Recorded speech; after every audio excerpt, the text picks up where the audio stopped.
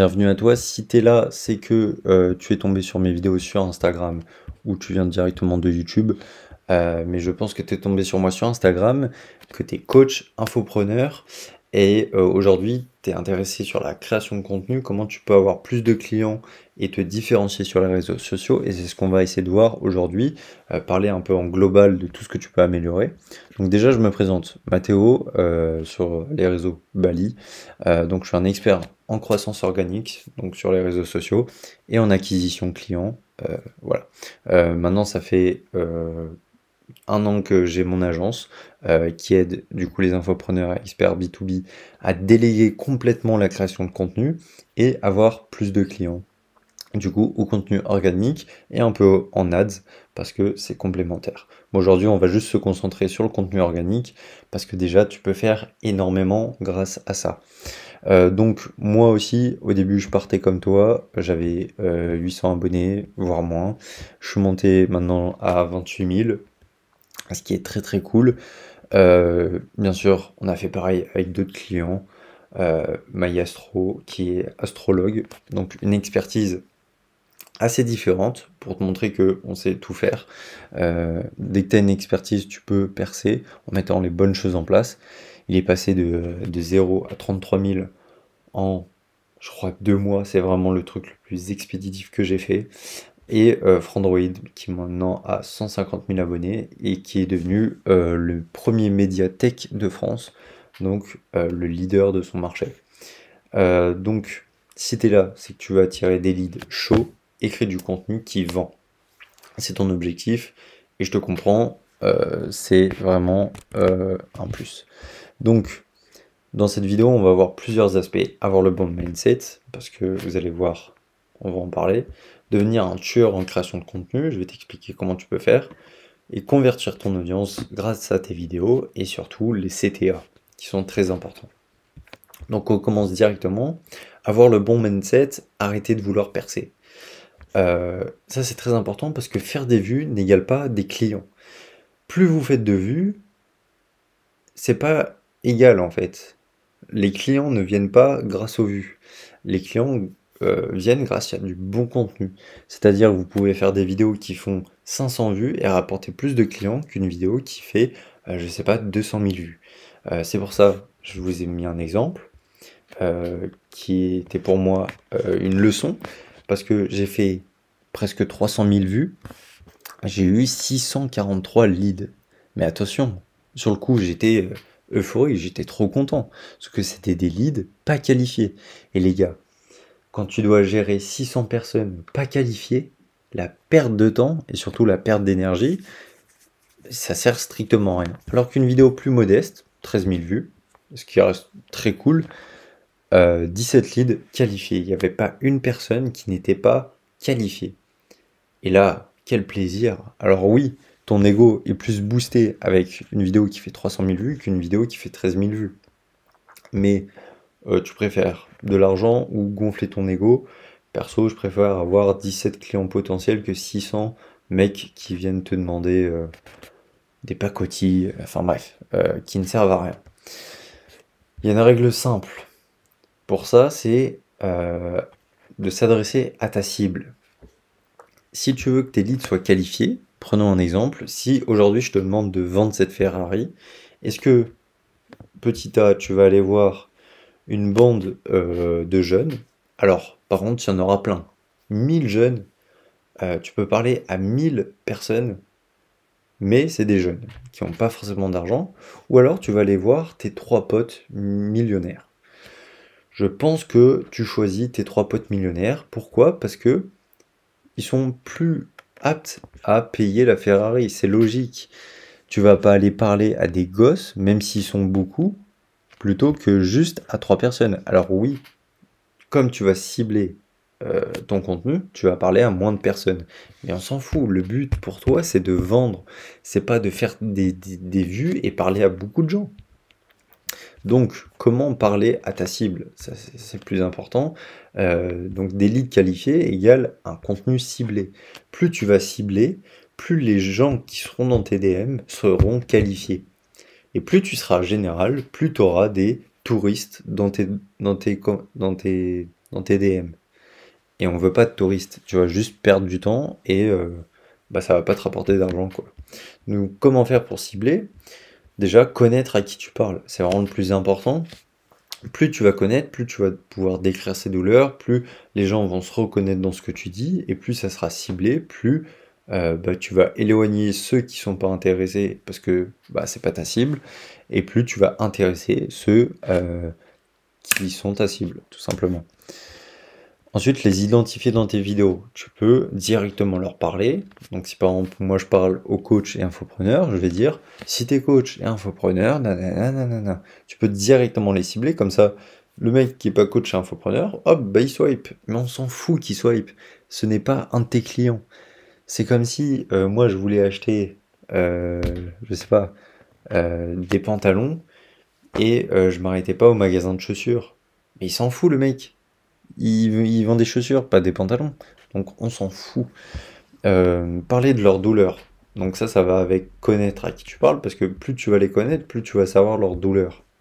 Donc quand tu vas parler de leur douleur, eux, ils vont se reconnaître. Ils vont se dire, putain, le gars, il vient de décrire actuellement ma situation et mes douleurs. Genre, il me connaît.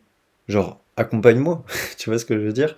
Donc vraiment, connaissez la douleur et surtout, du coup, les gens qui ne ressentent pas cette douleur, c'est les gens pas qualifiés, et donc du coup, ils vont pas se reconnaître dans tes vidéos, et ils vont pas te DM, et tu n'auras pas de touristes dans tes DM.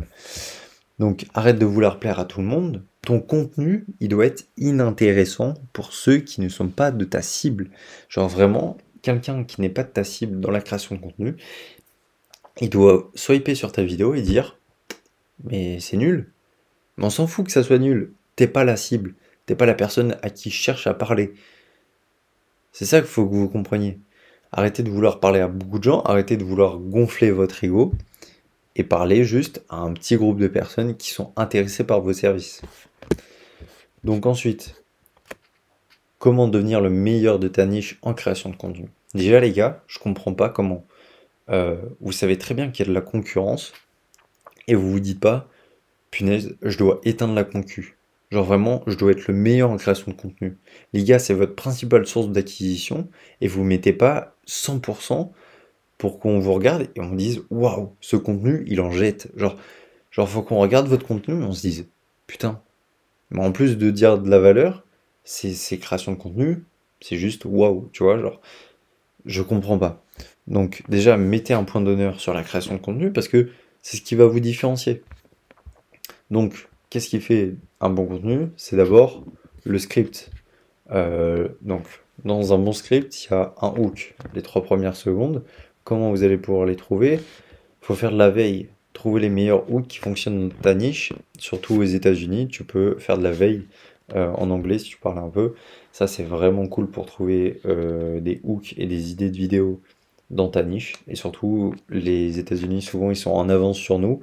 Donc, c'est plutôt pas mal. Ensuite, la structure. Donc ça, il y a plusieurs types de structures. Utiliser des structures qui marchent. Liste simple. Ça, tout le monde connaît, mais c'est simple, efficace. Des fois, il ne faut pas réinventer la roue. 3 étapes pour nanana. Je vais te donner 3 erreurs. Liste simple, ça marche toujours. Par exemple, il y a aussi le BAB, Before, After, Bridge. Donc ça, c'est avant, après et le pont. Donc tu expliques ta situation d'avant qui décrit la douleur actuelle des gens. Donc avant, moi, j'arrivais pas à avoir des clients grâce à mon contenu. Maintenant, donc after. Donc maintenant, moi, j'y arrive. Donc la situation voulue de ton prospect. Et bridge, donc le pont qui t'a servi du passé de après à avant, donc ta méthode. Donc grâce à ma méthode, je suis passé de nanana à ça. Voilà, donc après PSS, problème, struggle, solution, bref, il y a plein de structures qui existent. Voilà. Ensuite, les CTA, donc call to action, faut bien les placer de manière intelligente. Si tu les places à la fin en mode balèque sans aucun rapport avec la vidéo, ça va avoir moins d'impact que si il est extrêmement bien placé et de manière logique. Et limite, des fois, tu peux le placer en début de vidéo, au milieu de vidéo. Bref, c'est vraiment un art qu'il faut maîtriser. Et donc du coup, réfléchis pas juste à vas-y à la fin, je le place comme ça. Non, essaye de réfléchir comment je peux l'intégrer dans ma vidéo plus intelligemment et plus subtilement. Voilà. Ensuite, le montage. Les gars, le montage, restez simple. Il n'y a pas besoin de faire des artifices, de la 3D, du motion design pour percer sur les réseaux et pour avoir des clients. Vraiment, vraiment, montage simple. Euh, voilà, rien de plus. Avoir une DA, par contre, ça c'est important. Avoir un style de montage, ça vient quand tu as l'habitude de monter. Après, tu vas avoir ton style. Avoir deux couleurs, donc avoir deux couleurs, par exemple pour moi c'est, tu l'as vu, le orange et un peu le jaune. Ces deux couleurs, elles vont devoir revenir tout le temps. Avoir ta DA, ton personal branding. Avoir trois typos, alors moi je conseille deux, si t'es à l'aise trois, mais deux c'est déjà très bien. Une avec des grosses, une grosse typo et une un peu plus élégante. Voilà, c'est ce que je conseille. Et ensuite, 4 assets, par exemple les textures, les musiques qui vont revenir souvent. Donc voilà, ça va construire ta DA. En gros, la DA et le personal branding, c'est aussi genre quelqu'un qui arrive sur ta vidéo, il swipe, ils se disent ah putain, je l'ai déjà vu quelque part. Parce qu'il reconnaît la couleur, il reconnaît la typologie, il reconnaît ta personnalité. En gros, une personne, avant de s'abonner ou de passer à l'action, faut qu'elle t'ait vu 7 fois. Si à chaque fois qu'elle te voit, t'as changé de couleur, t'as changé de style, t'as changé de montage, elle va être perdue. Enfin, comment elle te reconnaît? Genre si elle a rien sur lequel elle s'attache. Tu vois ce que je veux dire? Donc faut vraiment pas négliger la DA et le personal branding. Parce que le visuel aussi, ça fait l'importance. Aussi, quelque chose d'amateur ou de pro. Les gars, des fois, vous avez des expertises, vous êtes des génies dans votre, dans votre niche. Et on dirait le contenu, il est fait par votre petit frère. Non, mais vraiment, genre, vous avez un positionnement d'expert et vos vidéos font amateur. Vous voyez qu'il y a une incohérence. À qui tu ferais confiance là? Moi qui fais une vidéo juste comme ça, à l'arrache, en mode yo les gars, je parle d'un truc super sérieux parce que je suis un expert, mais par contre, je prends pas 2 secondes pour mettre de lumière. Non, les gars. Alors que là, il y a un bon cadrage, des belles lumières, du bon texte, vous voyez, avec une typologie qui revient souvent, une belle PP, bref. Tu fais confiance à celui qui est professionnel déjà sur ce qu'il propose gratuitement. Ça me paraît logique. Ensuite, faire des bons CTA. Ça, c'est important parce que les CTA, c'est pas juste quelque chose que tu balances à la fin. Il y a trois types de CTA surtout. Le CTA following, donc ça, c'est celui que tout le monde connaît, c'est un peu ah bah abonne-toi, Euh, classique. En vrai, j'ai rien de plus à dire. Et le CTA de aventure. Ça, le CTA d'aventure, c'est quelque chose sur lequel ton prospect va pouvoir s'attacher au fur et à mesure de ton contenu. C'est-à-dire si tu dis abonne-toi pour suivre si je vais réussir à faire ça. Bref, une aventure sur laquelle il peut s'attacher, une saga dans ton contenu. Ça, c'est super puissant parce que ça lui donne une raison de te suivre et de s'accrocher à ta personnalité à travers une saga qui peut suivre. Et ensuite, il y a le CTA Lead Magnet, donc là où tu vas te donner de la valeur gratuite, des docs, une vidéo comme je suis en train de te faire là, bref, des choses de la valeur gratuite que tu vas donner. Ça, et j'ai mis des pourcentages parce que CTA Outfollowing, il faut le faire dans 30% de tes posts à peu près. CTA d'aventure, 20%, c'est pas énorme, mais de temps en temps ça fait plaisir. Et le plus important, c'est les lignes magnettes, parce que là, tu vas vraiment connecter avec la personne, elle va voir que tu es un expert, parce que souvent tu proposes du contenu gratuit. Et en plus, euh, le but, c'est de faire des lignes magnettes vraiment quali, comme ça, la personne, elle dit, putain, il m'a donné ça gratuitement, alors si je paye, qu'est-ce qu'il va me donner de plus, quoi? Genre, il va se dire, ok, lui, si déjà il me donne ça gratuit, ça risque d'être fort quand je paye.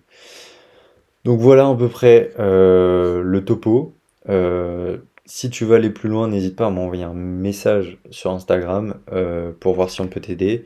Déjà, dans un premier temps, on te donnera des premiers, des premiers axes d'amélioration et, euh, et du coup, tu pourras les utiliser toi.